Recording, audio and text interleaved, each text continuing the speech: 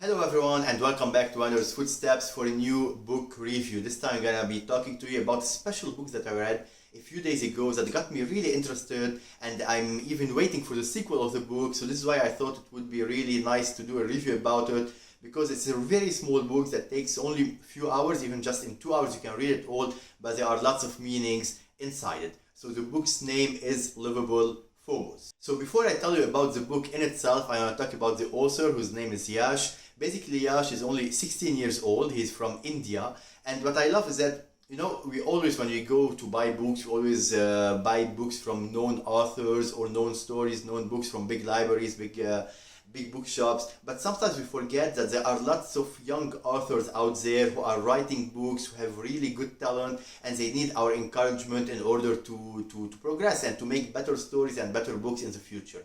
And Yash is one of them. He's 16 years old. He's from India. He's studying to be a physicist, but at the same time, he has this passion to writing stories, and he wants to share these stories with as many people as he can. And this is why he decided to start writing books. And this book, Liveable Phobos, is the third book that he writes. All his books are really nice. There are nice stories about it, and I really think that he is a person that should be encouraged to continue writing and to progress, and one day perhaps even become a very well-known author.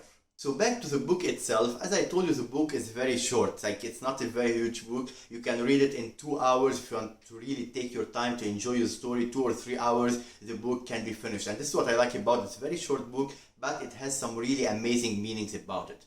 So the story is a bit the following. I'm not gonna spoil the whole story for you. However, the story is, we are in the future, like 400 years from now, and Earth is doomed. Basically, Earth cannot sustain life as it used to in the past. And here, a big company is choosing 4 or 5, basically 5 people who are like the most talented people on Earth. A biologist, a chemist, everyone is very talented in his or her field. And these 5 people are on a mission to find a new hope for humanity, a new place to live for humanity. And their first choice is Phobos, which is one of Mars's moon.